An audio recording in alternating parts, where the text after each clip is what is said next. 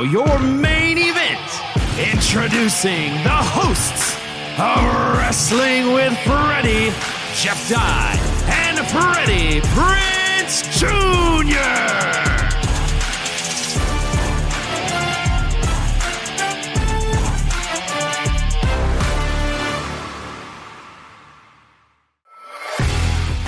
What's up, everybody? Good morning, good afternoon, good day, good night, whatever time it is when you tuned in. It is an overcast, foggy day here in Los Angeles, but it'll burn off in a couple hours. It always does.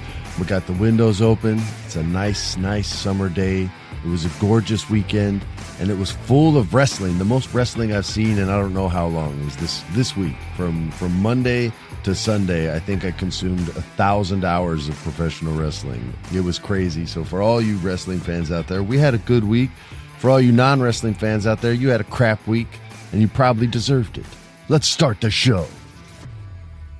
All right, everybody, first things first, my movie's coming out this week. I'm very excited. I like it very much. I've seen it. It's one of the few movies of mine that I've actually seen. I'm trying something different, guys. I'm trying to watch myself. It's not easy, but we did it. So it comes out this Friday. It's called I Know What You Did Last Summer. It's a sequel. They call it, I don't know what they call it, but it's just a friggin' sequel. Whatever Sony says is dumb.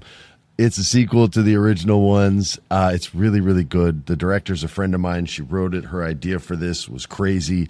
When she talked to me about it, she said, I know you're going to pass, because I passed the first time they brought the movie my way. She goes, but let me just pitch you where I think these characters are at, like, in their lives right now. And if you like that, I'll pitch you the movie. And if you don't, we'll just have lunch, whatever. And I was like, yeah, all right, cool. So I've known Jen Robinson for a long time. If you watch Netflix, she did Do Revenge, which was a really, really slick, cool movie. And her casting is like next level, and it was next level in this. So she sits me down and she's like, talks to me about trauma and how the same trauma can affect two people incredibly differently. And we start talking about these like make or break moments in our family's lives and other people that we know's lives, and how these traumatic events either make somebody, right? They get stronger from it. Right, like my mom went through that when my dad died. She had to like make or break, and it could have gone either way, but she was a maker, and so that was strong. But it breaks other people, right? And we started talking about that, and I liked where she was going. And then she pitches me this crazy idea, and before they even wrote the script, I told her, I was like, "Yo, you guys can pull this off," and I'm in 100%. And she had so many speed bumps to deal with from the studio and from original films. And this was not an easy movie to make. And I'm so proud of her getting her vision out there and up there on the big screen. That's why I got into this business, was to make movies.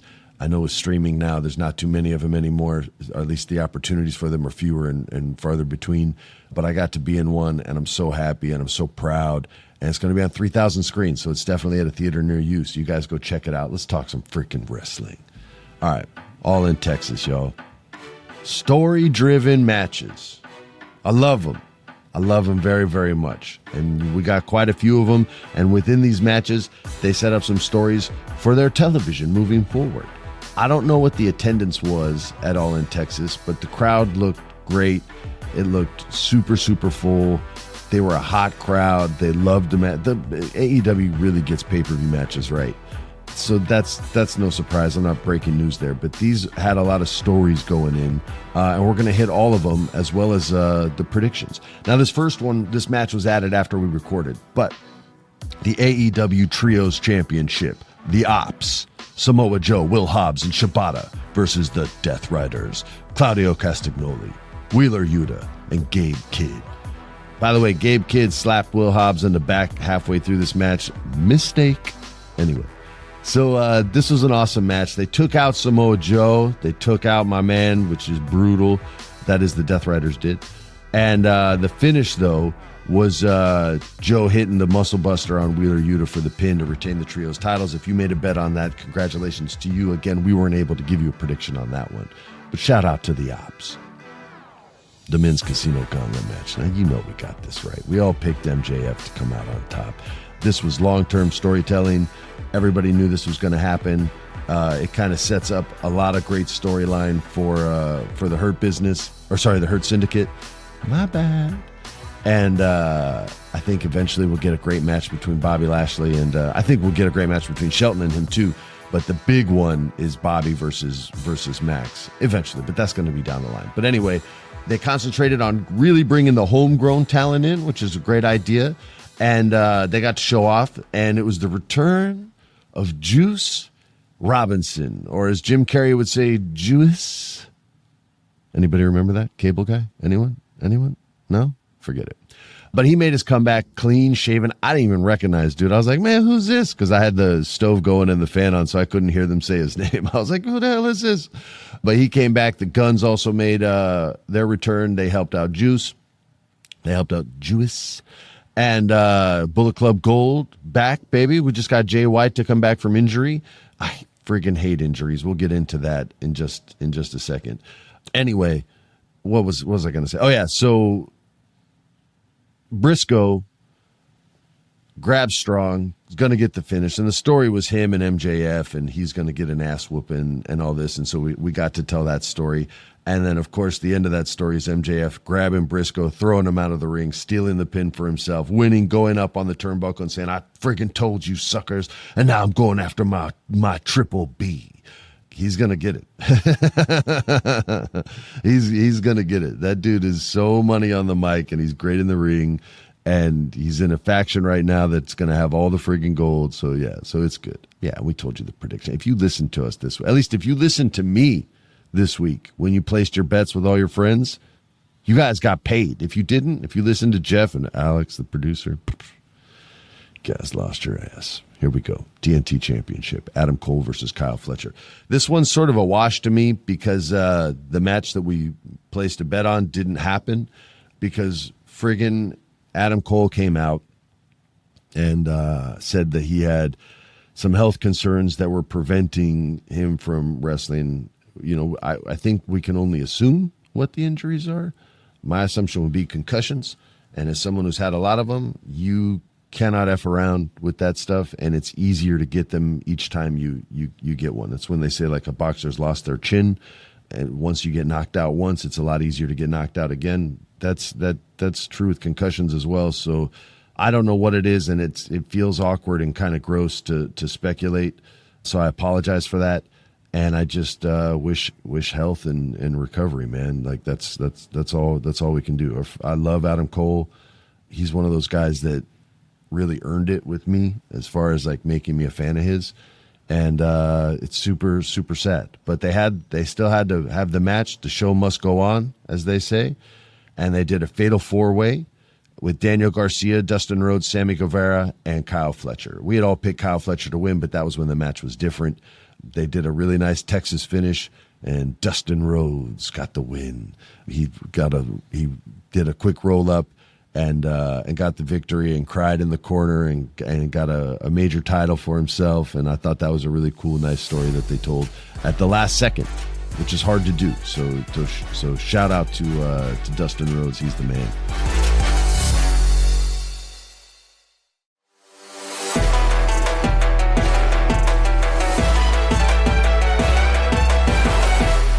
The women's casino gauntlet match. We didn't make a prediction for this. I guess we weren't able to figure out who was always going to be in it. This wasn't one of the better stories told unless they were telling it on Collision. I don't always have time to watch Collision, so if you did, my bad. But Athena, who we love, man.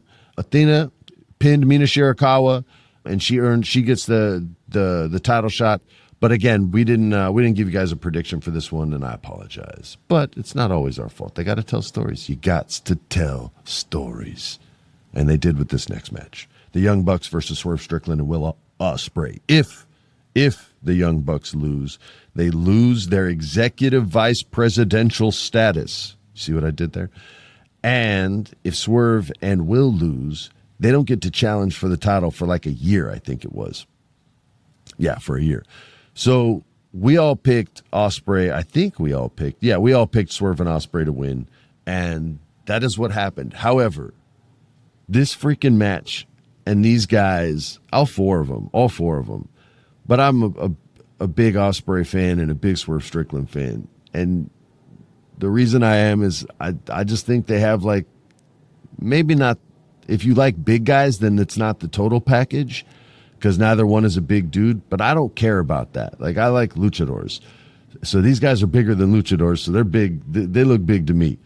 These are two of my favorite guys. And to watch them shine and show off their full moveset and how creative they are working together and a fun finish like that. This match was just awesome. My kids had fun watching this one with me. They did walk out later during the bloodbath, which we also predicted would happen. Not a surprise, not a hard prediction. But both my kids, my wife was at an event. She wasn't able to watch. She watches sometimes too. If I go, oh, you got to see this guy, he's really cool. But yeah, they had a lot of fun watching this match, and we had a great time. They got the Hidden Blade and the house call double whammy on Matt Jackson for the pin, and the Bucks are no longer EVPs, and they don't have a limousine anymore because Swerve smashed that with a big old like crane truck type thing. Sorry, excavator. Is that what it was? An excavator? I'm not into construction. Sorry, I'm just into old Japanese cars and pro wrestling. Anyway, the AEW. This match was the easiest prediction. You think the Hurt Syndicate's going to already lose the titles when they have had zero dissension in the ranks and no team has put in enough time week to week to show that they can out-talk this group on the mic or out-wrestle this group in the ring and are worthy of a shot to have the gold around their waist? Hell to the no. That said, this match ruled. Tons of back and forth between the teams. The finish was Hurt Syndicate pinning Christian Cage after Lashley speared him, and they retained the titles. This was a super, super, super cool finish because our producer Alex was 100% right, not only in his prediction of how the match would end, but what would happen with random people in the match, like Nick Wayne and Christian Cage. And he predicted the turn, which I think maybe a lot of us saw coming because Christian Cage hasn't been the best patriarch-type father figure to Nick Wayne. He's kind of been a bit of a dick, bro. So Nick Wayne's had enough. And Christian Cage is getting out of the ring, and FTR's in there. They were going to beat him up, and he's like, no, you're not going to beat him up. And Kip Sabian's like, that's right, you're not going to beat him up, mate. And that was Tom Hardy, I guess.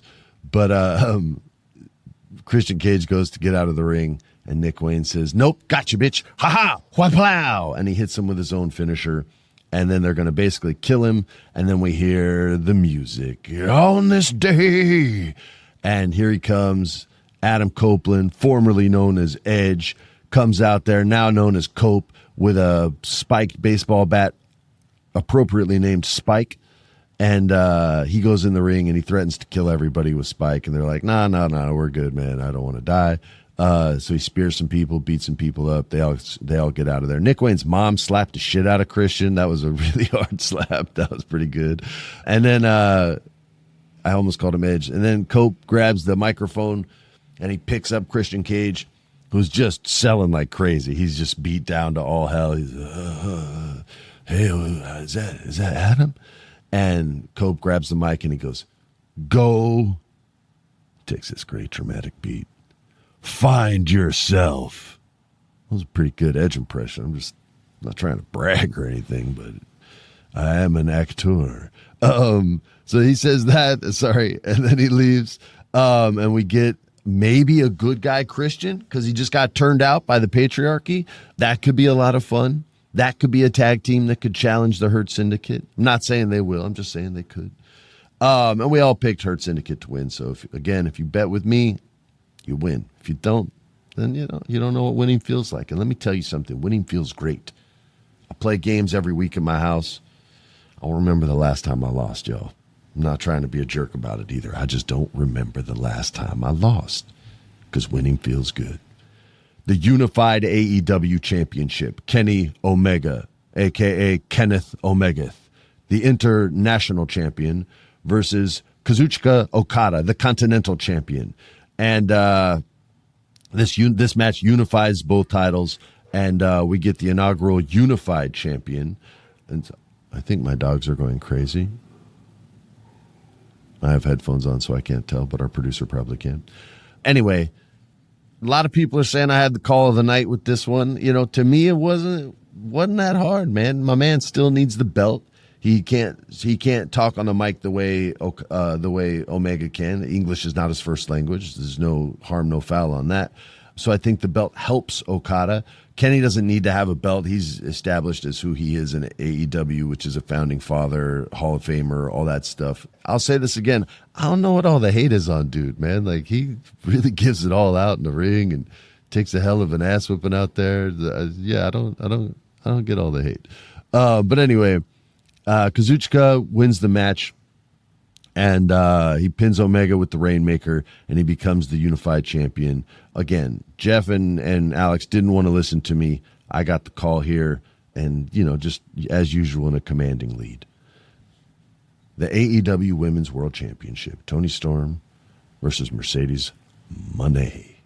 Best story, second to Adam, Hangman Page, and Jon Moxley, that AEW was telling was this Toni Storm, Mercedes Moné story. Toni Storm has just found herself with this crazy, insane, ridiculous, obnoxious, beautiful, sultry, smart, sharp, psychotic character.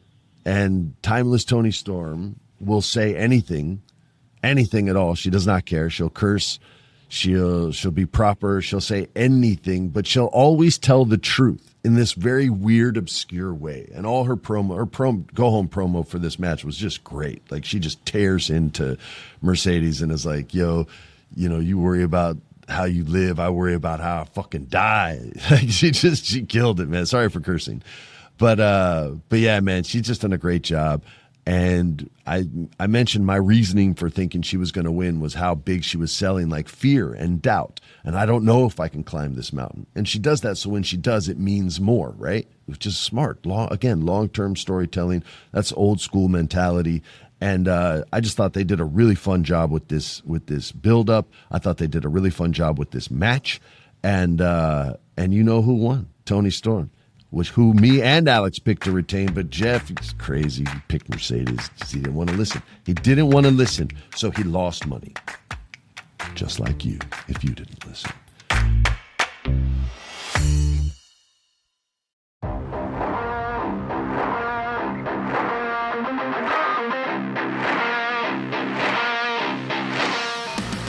Finally, AEW World Championship. Jon Moxley, the champion, who won't let anybody see the championship because he's mean, selfish, and just saves it for himself and his wife and kid, probably. Versus Hangman Adam Page, a man of the people, especially in the state of Texas where they had this match. In a Texas death match. There was death. There certainly was Texas, and there was a match, people. And that's all you need to have a Texas death match. You also need a bed of nails. You also need screwdrivers, forks, swords, bazookas, grenades, shrapnel. You need all these things, and they used everything. You need random people to come out and try to kill you. That happened too. You need blood everywhere. It's a good thing this was the last match of the night, so no one else had to wrestle in that pool of life force. And there was blood everywhere. We said there would be. You knew there would be. We didn't have to tell you. And eventually Hangman Adam Page chokes out Jon Moxley with a freaking chain. And Moxley was just like, come on, man. This was like such a sick sell job. You never seen fear in the face of Jon Moxley ever. Ever. Not even when he runs away from the bad guys. He's usually smiling and laughing like, yeah, okay, whatever. I'll see you later tonight. Hit you with a steel chair. He was terrified of being choked to death. It's a forced submission. Because he's not going to tap, right? He's screaming and yelling. But man, like, just so sick to see someone that tough finally show like fear. I don't know, man. This was just a great. AEW has converted me into a blood guy. I was not. I was real squeamish around it. And there were a couple times in this where I was like, good God, man, that's just too much. The DDT on the bed of nails was just like, what, bro? Don't die. I like you, man. I want to see you wrestle the next week. Anyway, this was a great match, and as bloody as it was, it's not for everybody. So I totally acknowledge that. If you're one of those fans, it's just like, yo, man, it's just too much blood, and and not enough of the stuff I like. I get it, but they've kind of got their hooks in me in this. So yeah, man, I really enjoyed the match. And I picked the winner. We all picked the winner. We all knew what was going to happen. AEW delivered, though, and most of their pay-per-views do, at least in the match form. This one in match and story form. Had a really great time watching this. Again, just a great weekend of wrestling. They set up future storylines, and they, I think they have found themselves in the last year as far as the types of arenas they can fill to make it look, like the fans are there and in it to win it, and they've really figured it out. So we're just going to touch on two things on Saturday night's main event. Not the best night of wrestling, mainly because we have another freaking injury. Adam Cole with the TNT Championship, and it looks like Seth Rollins hurt his knee, which is just freaking horrible. Seth Rollins has a rocket ship strapped to him right now, and in a really cool storyline. They just killed everybody on Monday Night Raw with Braun Breaker and Bronson Reed, and him and LA Knight had a match, and you could kind of see he got hurt, and he was talking to the ref, and a lot of people are speculating he was like, yeah, just have him pin me so we don't have a no finish. But yeah, this isn't like the movies, man. When I do a movie, I get a stuntman, and any damage that I suffer is 0% damage. It's 100% damage on the stuntman. Now, there's a few stunts that I do, but it's never anything where I'm going to get seriously injured. That's where the professional comes in, because I don't know how to take those kind of falls. I'm not Tom Cruise out there, training like that. I'm 50 and I feel it. These guys don't. And I hate it so much when they get hurt. I had a stuntman get hurt on a TV series that I did, and he was in a car accident. The driver of the car crashed it, and both his knees went into the dash, broke both his knees. They had to give me a new stuntman, and I was just like, yo, that's the dude's. I know they get like insurance and stuff like that, but it's like, yo, that's the dude's like life passion, and it's just been taken away for like 8 to 12 months. Like that's brutal. So I hate when these guys get hurt, and I hope that it's short and sweet. That sounds weird. Short and not sweet. You know what I'm trying to say. Anyway, LA Knight won the match. We all picked Seth, and I think he would have won, but shit happens. The World Heavyweight Championship, Gunther versus Goldberg. Look, man, this is going to be a tough match. I don't want to drop bombs on it or anything like that, but this was going to be a tough match to get over. It was Atlanta, so that's good. The crowd was real friendly to him. Gunther did his best to get Goldberg over. Maybe the match went long, I don't know, but they had to cut his retirement speech way short, which is just brutal to do. Like, the guy finally got his retirement match, and then he can't even say what he wants to say because NBC has a hard out. That's just, to me, that just sucks. And it's nobody's fault, you know what I mean? Like, shit happens, but man, that was rough. It was rough to watch. And I'm not like a big Goldberg guy, and I was like, oh, dude, they did him dirty. They being the network, not WWE. All right, you guys. Oh, and we all picked Gunther to win. Come on. That's nobody was going to take Goldberg on that, so you guys didn't even get to place a bet. All right, guys, that's going to do it for this episode of Wrestling with Freddie. What else are we going to talk about? Oh, tomorrow, we're going to talk about the results of WWE's Evolution 2, also in Atlanta. See you then. On behalf of Jeff, who could not be here today, it was because of scheduling conflicts, and it was my fault, not his fault, so don't be mad at him. And he won't be with us tomorrow either, so you're stuck with me once again. On behalf of him, I'm Freddie. Peace.